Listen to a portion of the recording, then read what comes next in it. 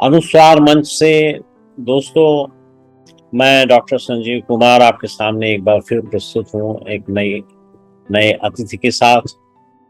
आज हमारे साथ हैं तंजानिया से श्री सूर्यकांत सुतार जी।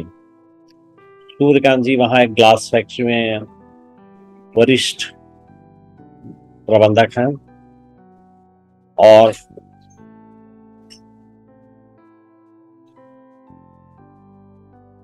साथ में साहित्य की संरचना करते हैं।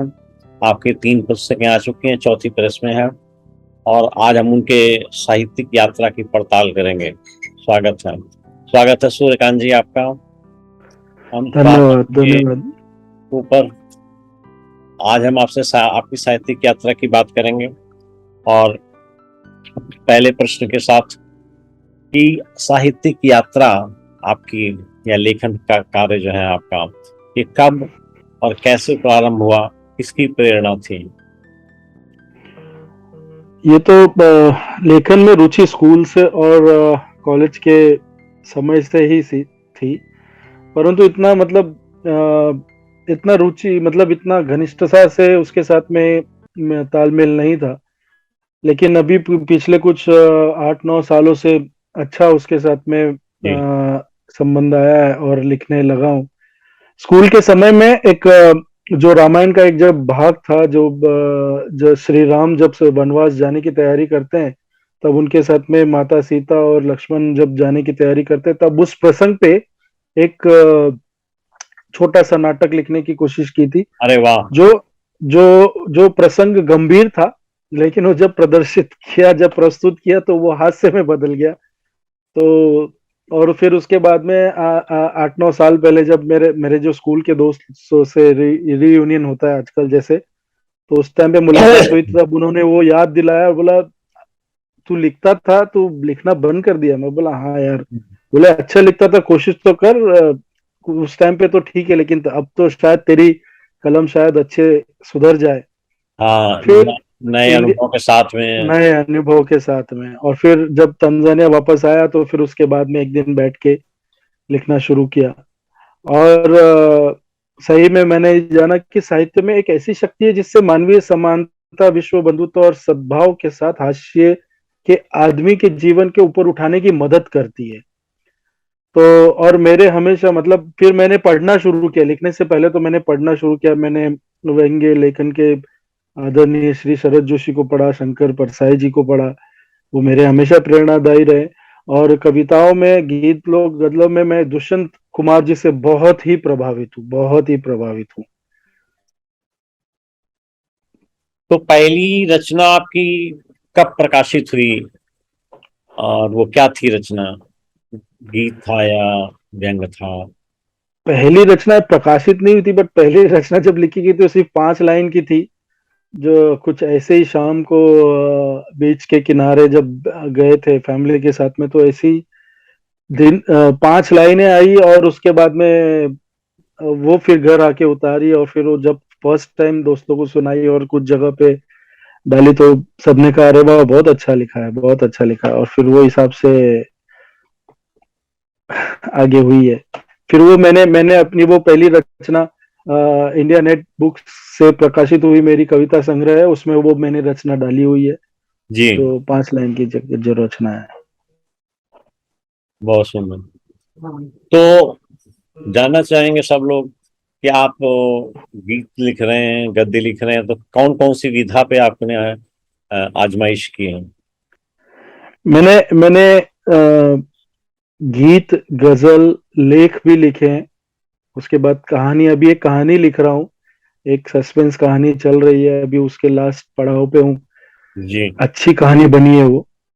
और मेरी सर्वाधिक रुचिता कविता में है, गीत लिखने में होती है, गजल लिखने में होती है। क्योंकि इसमें मैं अपनी संवेदनाओं को आत्मसंतुष्टि तथा सुखानुभूति की मतलब मिलती है उस रचनाओं से। जी। तो और वही वही मुझे ज्यादा सुख देती है। तो मैं गीत और गजलों की तरफ ज्यादा, या फिर कविता की तरफ ज्यादा झुका हुआ हूँ। बहुत सुंदर। तो आपकी जो प्रकाशित रचनाएं हैं उनका उल्लेख करना चाहेंगे आप? और अगर आपके पास उपलब्ध हो तो थोड़ा डिस्प्ले कर दीजिए। हाँ, डिस्प्ले, एक मिनट।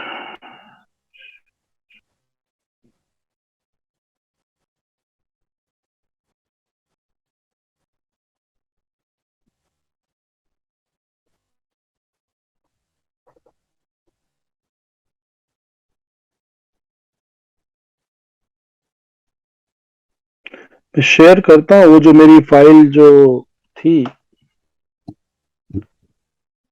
शेयर नहीं हो पा रहा। नहीं, वो होल्ड करके ऐसे डिस्प्ले कर दीजिए। हाँ, ओके।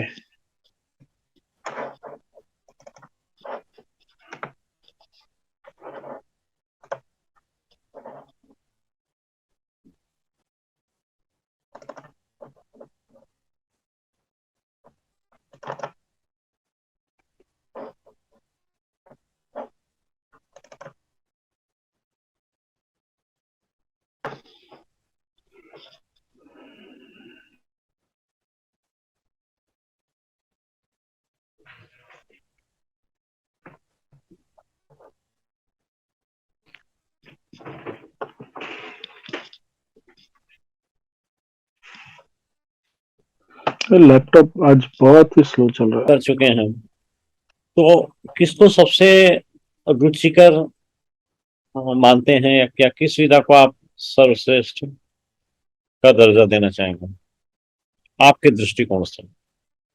मेरे मेरे हिसाब से तो गीत जो है, गीत या गजल लिखना, वो बहुत ही अच्छी बात है। क्योंकि उसमें उसमें सारी आपको मतलब काल्पनिक दृष्टि से आपको, या फिर आपके पास जो दैनंदिन जीवन में जो घटित होता है उसके ऊपर आप बहुत अच्छे से एक प्रेरक के रूप में एक लिख सकते हैं। और उससे आपके आत्म मतलब आपके जो आत्मविश्वास है, जी। उसमें भी आप उसमें भी आप एक अच्छा पैमाना निश्चित कर सकते हैं। जी। जीवन के जो सूक्ष्म और गहन जो तत्व जो होते हैं, उसको आप अपने शब्दों से कागज पर उतार सकते हैं। बिल्कुल। तो ये सबसे अच्छी विधा है। अगर ये अच्छा मेरी लग रहा है मेरी ये सुन सोच है। के, क्योंकि मैं भी कविता लिखता हूँ, गद्य नहीं लिखता। जी। तो कम से कम जी। कोई साथी बढ़ गया तो कविता को। या तो कविता में जब आप लिखते हैं तो उसकी विषय वस्तु या उसका थीम कैसे चयन करते हैं? थीम तो जैसे थीम या विषय वस्तु तो ऐसी होती है कि कभी कभी कोई चलते चलते कुछ अचानक से कुछ नई चीज दिख जाती है, या फिर कभी बैठे हैं तो कुछ ख्याल आ जाता है। तो उसी को अपने कागज पे उतारना अच्छा लगता है। फिर उसके बाद में उसको वापस थोड़ा तराश के उसको ठीक करना अच्छा लगता है। जी। और बहुत सारे विषय तो आजकल हमको हमारे आजू बाजू में जो हो रहे हैं, हमारे जो दैनिक जीवन में जो हो रहे हैं, उसी विषय से मिल जाते हैं। कुछ विषय दोस्तों से मिल जाते हैं। कुछ परिचय जो होते हैं उनसे, अरे यार इस पे एक कविता बना सकता है, तो वो हिसाब से विषय मिल जाते हैं। और फिर जब वो एक विषय मिल जाता है तो उसके ऊपर लिखने बैठ के लिखने के लिए बहुत अच्छा लगता है। बिल्कुल ठीक बात है।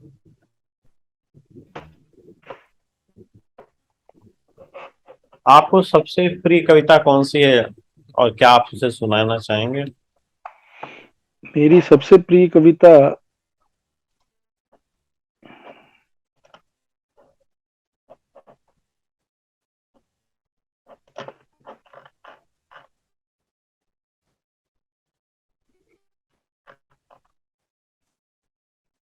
सुना रहे हो?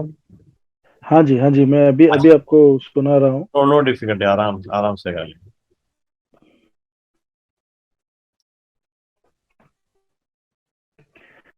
एक कविता है मेरी जो रुखसत मेरी जो पुस्तक में छपी है, जी। जिसका शीर्षक है पुरानी तस्वीर।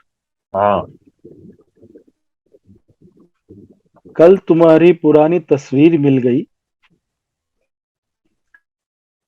तस्वीर मिल गई, पल में ऐसा लगा मेरी तकदीर मिल गई।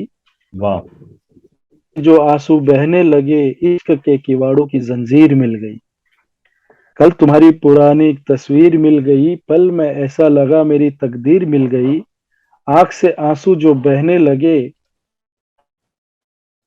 तीर मिल गई। एक हादसा हुआ सारी यादें बिखर गई। एक हादसा हुआ, सारी यादें बिखर गई, खनखनाती चूड़ियां हाथों से उतर गई। खेल ऐ किस्मत ने मेरे, एक तूफान से मेरी चुनरी सरक गई। वाह। एक हादसा हुआ, सारी यादें बिखर गई, खनखनाती चूड़ियां हाथों से उतर गई। खेल ऐसा खेला किस्मत ने मेरे, एक तूफान से मेरी चुनरी सरक गई। याद आती है वह रातें जो साथ गुजर गई। जो याद आती है वह रातें जो साथ गुजर गई, कभी इधर की वह बातें कभी उधर की कही। अब तो महफिल भी वीरान से लगते हैं मुझे, तेरी ही याद आई मैं जिधर भी गई। तो ये एक मेरी कविता थी, नहीं, अच्छा है, शब्दों पुरानी का चयन तस्वीर बहुत ये। अच्छा है। और प्रवाह जिसे कहते हैं ना, हाँ जी। हाँ, भाषा का प्रवाह है मेंटेन में, बहुत सुंदर। अगली किताब आप व्यंग की ला रहे हैं या गीतों की? नहीं, मैं एक खास विषय है एक अगली किताब का, मेरी एक गीता, भगवत गीता के ऊपर मैंने एक किताब लिख रही है, चल रही है, जिसके लिए मैं उसके अंदर मनुष्य के 20 स्वभाव, जैसे लालच, हाँ हाँ। बाद में जैसे लोभ है, फिर वासना है, दुख है, खुशी है, ऐसे मनुष्य के जो 20 स्वभाव है, उसके ऊपर से मैंने कुछ श्लोक चुने हैं जो उस स्वभाव को मैच करते हैं, जिसका अर्थार्थ भावार्थ मैंने उसमें डाला हुआ है। और उस 20 स्वभाव के ऊपर से मैं 20 कहानियां जोड़ रहा हूं जो वर्तमान परिस्थिति के साथ में जी। जुड़ेंगी। तो ये मैंने अभी कहानियां लेखकों से मंगाई है, मेरी बाकी की सारा काम पूरा हो चुका है, जैसे कि भावार्थ और जो 20 जो स्वभाव है उनके बारे में लिखना। सिर्फ कहानियां आते हैं, उनको जोड़ के फिर मैं उसको प्रकाशित करने की योजना में हूँ। वेरी ये गुड। बहुत अच्छी किताब बनेगी, पढ़ेंगे तो बहुत, मतलब उससे बहुत आदमी के जो वर्तमान जीवन में जो घटित हो रहा है उससे आज हाँ। की कहानियां जो होगी भगवत गीता के श्लोक से मिलती हुई, कि उस टाइम पे जो भगवत गीता लिखी गई वो आज भी वर्तमान समय में वैसे हो रहा है, ये दिखाने की कोशिश की है मैंने। इसी प्रकार की एक पुस्तक की रचना मैंने की है। पुस्तक का नाम है आज की मधुशाला। आज की मधुशाला, हाँ सर, हाँ सर। हरवंश राय बच्चन साहब ने जो लिखी थी मधुशाला, हम्म। तो उनकी रुबाइयों को हमने वर्तमान में क्या कहना चाहिए, ट्रांसफॉर्म किया हुआ। परिवर्तन, हाँ। वो हमारी 100वीं पुस्तक के तौर पर भी 16 तारीख को लोकार्पित हुई। हाँ जी। हाँ, मैंने सुना है सर, मैंने मैंने अपने समूह पे भी देखा हुआ था, जो आप उसकी जो चर्चा हो रही थी। जी। तो ये चीज देख रहा हूं मैं कि आप में सेंसिटिविटी काफी है, और सेंसिटिविटी के कारण आप किसी भी विषय पर, किसी भी चीज के ऊपर आप तुरंत रिएक्ट कर सकते हैं, और वो रिएक्शन जो है ना, आप अच्छी भाषा के साथ प्रस्तुत कर सकते हैं। तो ये कैपेसिटी काबिल तारीफ है। दिखते रहिए। धन्यवाद ये सर। चर्चा करते हैं डिजिटल ईरा की, कि वर्तमान में जो डिजिटल ईरा बढ़ता जा रहा है, ओपन होता जा रहा है, उसका भविष्य में साहित्य पर आप क्या प्रभाव देखते हैं? हेलो। हाँ जी। जी। आजकल एक्चुअली लिखा तो बहुत जा रहा है और डिजिटल का जमाना है, इसलिए लिखकर प्रकाशित करने और प्रसिद्ध होने में भी वक्त नहीं लगता। जी। परंतु हर हर लेखन प्रभावित करने वाले नहीं होते, क्योंकि उनके विषय इतने संकुचित हो गए हैं। क्योंकि जहां देखो सबके दिमाग, क्योंकि एक ही विषय घूमने लगता है और तुरंत फिर उसमें लेखन शुरू हो जाता है। और विषय एक होने की वजह से लिखने वाले जो है लेखक, जो है साहित्यकार, वो इतने सारे हो गए कि कई लोग भाषा के व्यक्तिकरण को तोड़ मरोड़ कर लिखने की कोशिश करते हैं। और जिससे क्या होता है कि जब वो पाठक के पास वो जो रचनाएं पहुंचती हैं, तब उसको उसे सिर्फ शब्दों का थोड़ा सा हेर फेर की हुई रचना मिलती है, और उसके कारण वो फिर पढ़ना छोड़ देते हैं। चलो ठीक है, एक ही विषय है, इसमें कुछ दूसरे कुछ अलग तरीके से, थोड़े अलग तरीके से लिखा होगा, लेकिन इसमें कुछ होगा नहीं। तो मेरा मानना यह है कि लेखक को अपनी जो भी रचना है उसके प्रति निष्ठावान होना चाहिए, एक वैचारिक प्रतिबद्धता होनी चाहिए, साफ होना चाहिए। क्योंकि मसालेदार लिखना जो है वो तो कोई भी तड़का मार के उसको लिख सकता है, मतलब अच्छे अच्छे कोई शब्द डाल के। पर लेखन ऐसा होना चाहिए कि जो पढ़ने के बाद में पाठक के मन को, जो जो पाठक है उसके मन को विचलित कर ले, जो आपका लेखन है वो विचलित कर ले। और और रचनाकार को हमेशा सामाजिक जो हकीकत है उसको प्रस्तुत करने के लिए पाठक के जो भीतर भीतर जो एक मन होता है, पाठ्य मन जो होता है, उसके दीवारों को खटखटाना बहुत जरूरी है। तो इस तरह का लेखन उस तरह होना चाहिए। तो आजकल की डिजिटल जमाने में भी मैं यही कहूंगा कि इस तरह के लेखन करें, ताकि सामाजिक विसंगतियों और परिवर्तनों के कारण जो पाठकगण जो प्रभावित नहीं होते, तो उन लोगों को अपनी तरफ खींचने का एक आपकी कलम में एक ताकत होनी चाहिए। मेरी ऐसी सोच है। जी जी। ऐसा कहते हैं कि जो लेखक आजकल लिख रहे हैं उसकी गुणवत्ता जो है ना वो बहुत खराब है, अच्छी क्वालिटी का नहीं लिख रहे हैं, और इसीलिए पाठक जुड़ाव नहीं महसूस कर रहे हैं। क्या सोचते हैं आप इस विषय में? जी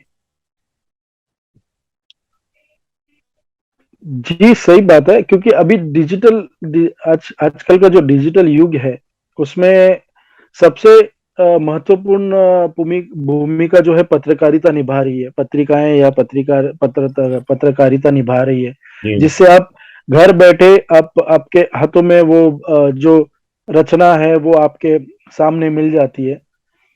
तो मेरा तो यही कहना है कि पाठक जो है आजकल की आज डिजिटल संसार की तरफ बहुत ज्यादा आकर्षित हो रहा है।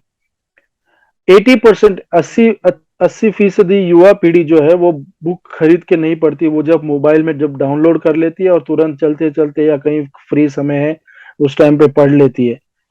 तो खाली यही कहना है कि इतना बड़ी मात्रा में जो साहित्य का जो विस्तार हो रहा है डिजिटल के इससे, कम समय में कम परिश्रम से कम खर्च होते हुए, तो उसका हमें आगे हमारा आने वाला जो पल है, जो वो निश्चित विकसित है। खाली सूचना और संसार में नहीं, बल्कि शब्दों की दुनिया में भी जी। उसकी अच्छी धमक होगी। और इसमें सकारात्मक ऊर्जा हमेशा सहायक के हिसाब से काम करेगी। जी। बस यही नहीं, अच्छा सुझाव है आपका। मैं चाहूंगा कि आपसे एक तो व्यक्तिगत प्रश्न पूछें कि आपकी जी साहित्य के लेखन के अतिरिक्त और कौन कौन सी अभिरुचियां हैं या हॉबीज हैं? जी, मैं तो साहित्य तो है, पढ़ना है, लिखना है।